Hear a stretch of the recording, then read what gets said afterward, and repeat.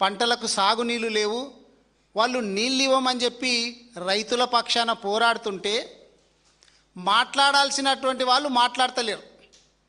ముఖ్యమంత్రి గారన్నా చెప్పాలా. ఇక ఉత్తమ్ కుమార్ రెడ్డి ఉన్నాడు, నీళ్ళ మంత్రి. నీళ్లు నములుడే తప్ప ఆయనకు సబ్జెక్ట్ ఏం లేదు. ఏం చేయాలి మీరు ఇద్దరు కలిసి అంటే, ముఖ్యమంత్రి గారు అట్లాగే నీళ్ళ మంత్రి ఉత్తమ్ కుమార్ రెడ్డి గారు ఆ ఇంజనీర్ల దగ్గరకు పోయి కొద్ది రోజులు ట్యూషన్ అన్న చెప్పించుకోవాలి. నీకు ఏ బేసిన్ ఎక్కడుందో తెలియదు, ఏ ప్రాజెక్టు దేంట్లో ఉన్నో తెలియదు, రేవంత్ రెడ్డి గారికి తెలియదు, అటు ఉత్తమ్ కుమార్ రెడ్డి గారికి తెలియదు. మరి ఏం చేయాలా? కిందున్నటువంటి ఈ చెంచగాండ్లు ఉన్నారు కదా, ఈ అద్దంకి దయాకర్ కావచ్చు, ఇంకోడు కావచ్చు, ఆడోడు ఈడోడు మోపాయిండు. వీళ్ళు వాడుతున్నటువంటి భాష ఏంది? మొన్నటిదాకా ఏమనుకుంటామంటే, అరే అద్దంకి దయాకర్ ఇంత చదువుకున్నాడేమో, ఇంత తెలివి ఉన్నదేమో, అరే ఇంత మేధావిలాగా ప్రవర్తిస్తాడేమో అనుకున్నాం. కానీ ఇంత నీచంగా దిగజారి ఆ రేవంత్ రెడ్డి వేసేటటువంటి బొక్కలకు ఆశపడి తన వ్యక్తిత్వాన్ని, తన ఆత్మగౌరవాన్ని ఈ విధంగా అమ్ముకుంటాడని అనుకోలే. రేవంత్ రెడ్డి ఏంటంటే ఒక ఐడెంటిటీ క్రైసిస్లో ఉన్నాడు. ఇప్పటికీ కూడా ఆయన ఏంది, ప్రతిపక్షంలో ఉన్నట్లు అనుకుంటున్నాడు. అధికార పక్షంలో ఉన్నా, ప్రభుత్వాన్ని నేనే నడిపిస్తున్నా, ప్రజలకు మంచి చేయాలా అనేటటువంటి సోయి ఏ కోశాన కూడా రేవంత్ రెడ్డి గారికి లేదు. ఆయన నిద్ర కూడా నాకు తెలిసి కేసీఆర్ గారి జపం చేయకుండా నిద్ర కూడా పడతదో పట్టదో. ఐడెంటిటీ క్రైసిస్ ఏంటంటే, నన్ను ప్రజలు ముఖ్యమంత్రిగా గుర్తిస్తలేరు, ఒకవేళ వీళ్ళ పేరు చెప్తేనన్నా, నన్ను కేసీఆర్ గారి పేరు చెప్తేనో, కేటీఆర్ గారి పేరు చెప్తేనో, హరీష్ రావు గారి పేరు చెప్తేనో ముఖ్యమంత్రిలాగా అనుకుంటారేమో. నేను ప్రతిసారి కేసీఆర్ గారిని పిలుస్తున్నా, ఒకవేళ ఎప్పుడన్నా కేసీఆర్ గారు వచ్చి ఆ ప్రతిపక్ష సీట్లో కూర్చొని ఎదురుగా ముఖ్యమంత్రి గారు అని నన్ను పిలుస్తాడేమో, అప్పుడన్న ప్రజలు నన్ను గుర్తిస్తారేమో ముఖ్యమంత్రిలాగా అనేటటువంటి ఐడెంటిటీ క్రైసిస్ తోటి రేవంత్ రెడ్డి గారు కొట్టుమిట్ట ఆడుతున్నారు. మనం చూస్తుంటాం అప్పుడప్పుడు బ్యాంకుల దగ్గర కొంతమంది డబ్బులు డ్రా చేసుకొని బ్యాగు చేతిలో పట్టుకొని మనం ఏదైనా పనులు చూస్తుంటే ఒకడు వస్తాడు, అగో పక్కన ఏదో పడిపోయింది అంటాడు. పక్కన ఏదో పడిపోయింది అంటే అది చూస్తే మనము ఇక్కడికి వెళ్ళి బ్యాగు దొంగలించుకొని పోతుంటాం. బ్యాంకుల కాడ దొంగలు గిట్లేగా ఉంటారు. ఇగో రేవంత్ రెడ్డిది కూడా ఏంటంటే డైవర్షన్ పాలిటిక్స్. అంటే నేను ఏదో ఒక మాట అంట, దాని ట్రాప్లో అందరూ పడతారు. నేను ఇచ్చినటువంటి హామీల మీద నన్ను ఎవరు నిలదీయరు. కేటీఆర్ గారు కావచ్చు, హరీష్ రావు గారు కావచ్చు, నన్ను ఇంకా ఏమీ అడగరు, మర్చిపోతారేమో అనేటటువంటి భ్రమ లోపల రేవంత్ రెడ్డి గారు బ్రతుకుతున్నారు. కానీ మీరెన్ని డైవర్షన్ పాలిటిక్స్ చేసినా కానీ ప్రతి అడుగడుగున మిమ్మల్ని చీల్చి చెండాడడానికి కేసీఆర్ గారు తయారు చేసినటువంటి లీడర్లే హరీష్ రావు గారు, కేటీఆర్ గారు. మీరు ఇప్పుడు మాకేం పాత్ర ఇచ్చిండ్రు? ప్రతిపక్ష పాత్ర ఇచ్చిండ్రు. మేమేం చేయాలా? ప్రజలకు ఇచ్చినటువంటి హామీలను అధికార పక్షము నెరవేరుస్తుందా, నెరవేరుస్తలేదా, ప్రజల పక్షాన మేము ఎట్లా కొట్లాడాలా, వాళ్ళ బాగోగుల గురించి మేము ఎట్లా చూడాలని చెప్పి మా పాత్ర మేము పోషిస్తుంటాం.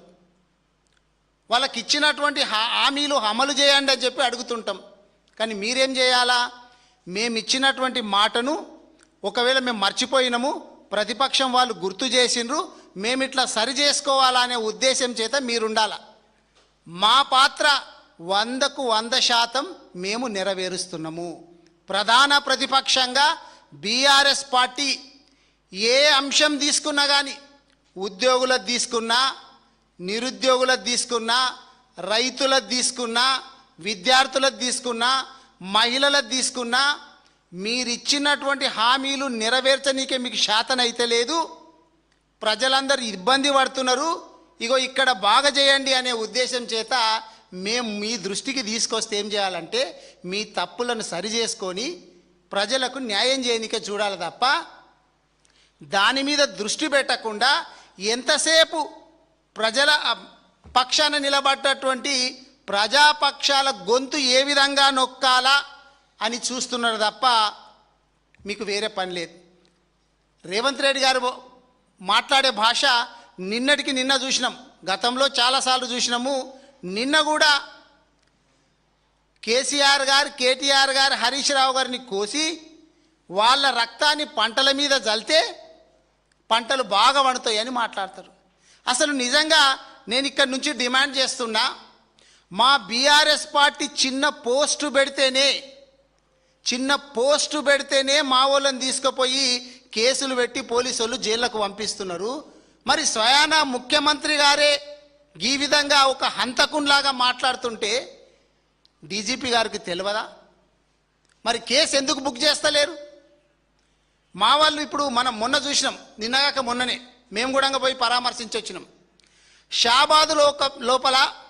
షాబాదు మండల్ లోపల ఒక నరహంతకుడు 6 మందిని హత్య చేస్తే గాయనను పట్టుకునికే శాతనైతే లేదా మీకు పోలీసు వాళ్ళకు? గది వదిలేసి మా బీఆర్ఎస్ పార్టీలు పరామర్శించనీకే పోతుంటే వాళ్ళను పట్టుకునుడు, లేకపోతే ఏదన్నా చిన్న పోస్టు పడితే వీళ్ళను పట్టుకునుడు.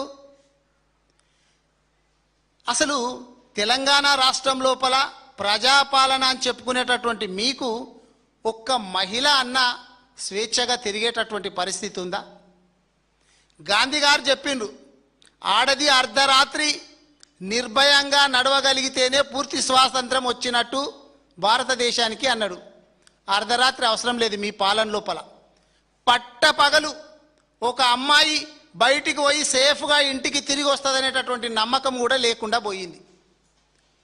దీనికి ఎవరు హోంశాఖ మంత్రి రేవంత్ రెడ్డి గారు అట్టర్ ఫెయిల్యూర్, విద్యాశాఖ మంత్రిగా అట్టర్ ఫ్లాప్, మున్సిపల్ శాఖ మంత్రిగా అట్టర్ ఫ్లాప్.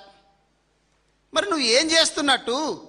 నిజంగా చెప్పాలంటే ఆ ఒక్క సంఘటన మీద నువ్వు హోంశాఖ మంత్రిగా రిజైన్ చేయాల. ముఖ్యమంత్రి గారు హోంశాఖ మీ దగ్గరనే పెట్టుకున్నారు కాబట్టి నాకు శాతనైతే లేదు, నేను పోలీసు శాఖను నిర్వహించడానికి నాకు శాతనైతే లేదు, నేను ఉండను అని చెప్పి నువ్వు రాజీనామా చేయాల. నిజంగా చెప్పాలంటే దాన్ని వదిలేసి ప్రతిపక్షాల గొంతు నొక్కనికే చూస్తున్నావు. అసలు మీరు ఎవరి గురించి మాట్లాడుతున్నారండి? 14 సంవత్సరాలు ప్రజల పక్షాన నిలబడి తెలంగాణ రాష్ట్రాన్ని సాధించినటువంటి కేసీఆర్ గారి మీద, కేటీఆర్ గారి మీద, హరీష్ రావు గారి మీద మాట్లాడేటటువంటి నైతిక హక్కు మీకుందా? రేవంత్ రెడ్డి గారు మీ వర్గాలకు ఉందా? ఉత్తమ్ కుమార్ రెడ్డికి ఉందా? ఈ కింది వాళ్ళందరూ ఎవరండి మాట్లాడడానికి? మీరు ఇట్లాగే చేసుకుంటూ పోతే రేవంత్ రెడ్డి గారు మీరు గుర్తుపెట్టుకోండి, మనం చూసినాం గతం లోపల శ్రీలంకలో ఏమైంది? ప్రజా వ్యతిరేక కార్యక్రమాలు చేస్తుంటే శ్రీలంక లోపల ఏమైంది? లేదా బంగ్లాదేశ్ లోపల ఏమైంది? మీరు ఇట్లాగే చేస్తే తెలంగాణ రాష్ట్రం లోపల ప్రజలందరూ కూడా మిమ్మల్ని ఉరికిచ్చేటటువంటి రోజులు వస్తాయి. శ్రీలంకలో ఏ గతి పట్టిందో, బంగ్లాదేశ్లో ఏ గతి పట్టిందో మీకు కూడా ప్రజలు తలుసుకుంటే, ముఖ్యంగా రైతులను ఇబ్బంది పెడుతున్నావు కదా, రైతులు తలుసుకుంటే మాత్రము తెలంగాణ నుండి తరిమి కొట్టేటటువంటి రోజులు వస్తాయి. తస్మాత్ జాగ్రత్త అని చెప్పి నేను హెచ్చరిస్తా ఉన్నా.